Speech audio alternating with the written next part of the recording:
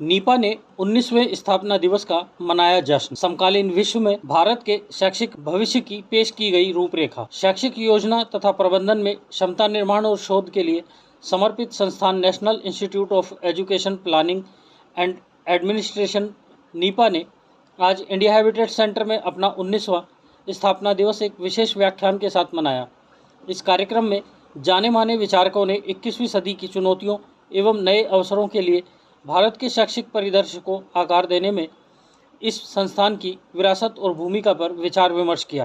कार्यक्रम के मुख्य अतिथि इंडिया फाउंडेशन के अध्यक्ष डॉक्टर राम माधव ने उभरती नई दुनिया के लिए भारत को तैयार करना विषय पर अपने विचार रखे। बधाई देता हूँ और धन्यवाद देता हूँ कि आप लोग इसमें लगे हुए मनोयोग से, पूरे कमिटमेंट से आप काम कर रहे हैं और मुझे उम्मीद है कि आगे भी आप कमिटमेंट से काम करते रहेंगे।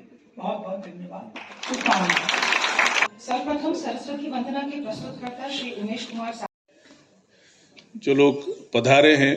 मन्ने जी, आपने आते वक्त पूछ रहे थे सिल्वर ओक को, हमें था, हमारा बुक हुआ था सिल्वर ओक, पीछे है। पिछले बार इंडिया हैबिटेट सेंटर ने बोला राम माधव जी आ रहे हैं, हम आपको स्टे नहीं दे रहे हैं, सिल्वर ओक खाली करो, इसलिए बोला गया।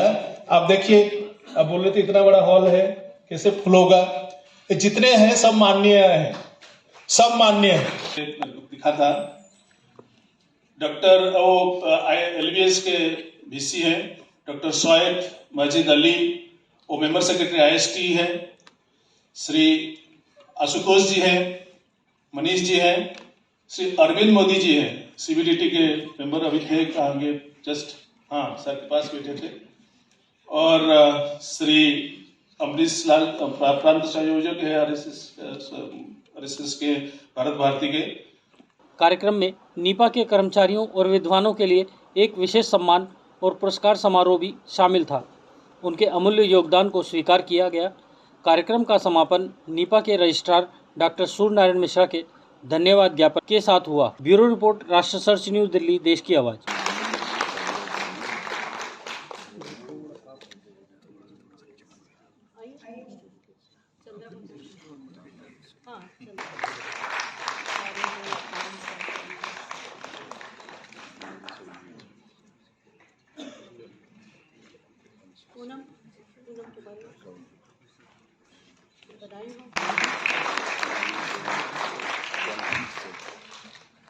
Thank you.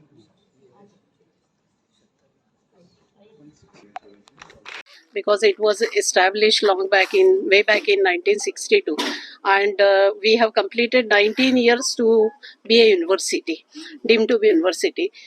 In our vision, it is already reflected that we have to evolve human learning society through advancement of knowledge.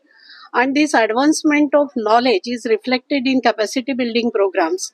We have all the programs which are highly aligned with NEP 2020, and you may be knowing, you will be very happy to hear that whatever mandate is given by the ministry, we are fully achieving the target, or rather I would say that we have to achieve the goal of Vikasit Bharat.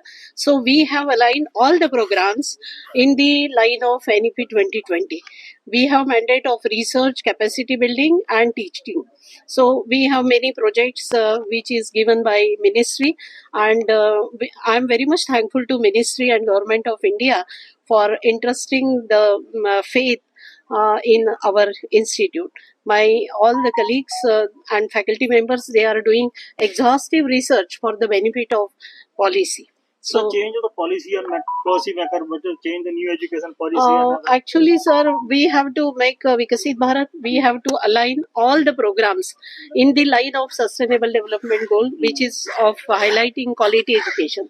So we are emphasizing all these points: holistic development, multidisciplinary education, then ICT, the digital education, artificial intelligence, all these verticals of NEP 2020, we have integrated it in our the whole curriculum. Madam, ये NEP जब से आया है, interdisciplinary जब से हुआ है, पिछले 5 साल में ये देखा गया है कि 5 साल के बावजूद भी जो पुस्तक हैं, मल्टी लैंग्वेज, मल्टी डिसिप्लिन, वो पुस्तक अवेलेबल नहीं है।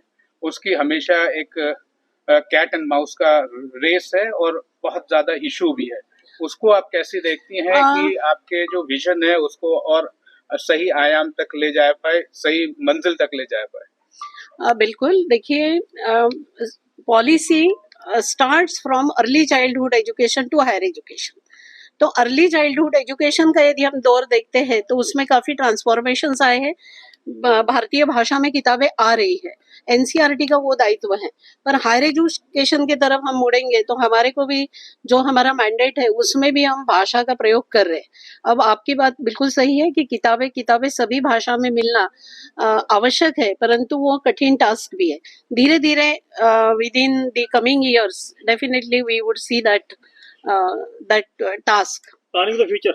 हाँ, देखिए, एनईपी 2020 में जो बातें कही गई है वो हमें अलाइन करना है। जैसे अभी हमारे प्रमुख वक्ता ने आर्टिफिशियल इंटेलिजेंस की बात की, तो हमारी फैकल्टी आर्टिफिशियल इंटेलिजेंस पे बहुत काम कर रही है और बहुत ही यानी 1-2 महीने में हम लोग आर्टिफिशियल इंटेलिजेंस में एक पीजी प्रोग्राम भी शुरू कर रहे हैं। ठीक है, इम्पोर्टेंट सवाल ये भी है मैम कि आगे का आपका क्या प्लानिंग है? कोई विजन है? हाँ, कोई एक स्टेटमेंट है अगले 2, 3 और 5 साल के बिल्कुल। लिए?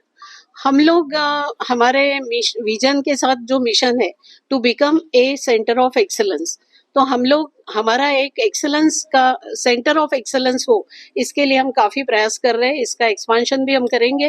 अभी देखते हैं कि हम लोग 2047 तक जाने के लिए हमारा एक रोड मैप हमने बनाया है, उसको हम इंस्टीट्यूशनल डेवलपमेंट प्लान बोलते हैं और आने वाले दौर में हम लोग ये रियलाइज करेंगे गोल। ऐसे ही अपने क्षेत्र व अपने आसपास की खबरों, देश दुनिया की ताज़ा तरीन सभी खबरों को देखने के लिए देखते रहिए राष्ट्र सर्च न्यूज़ चैनल। खबरों की लेटेस्ट अपडेट पाने के लिए हमारे चैनल को लाइक व सब्सक्राइब करना ना भूलें और कमेंट के द्वारा खबर के प्रति अपनी राय जरूर दें।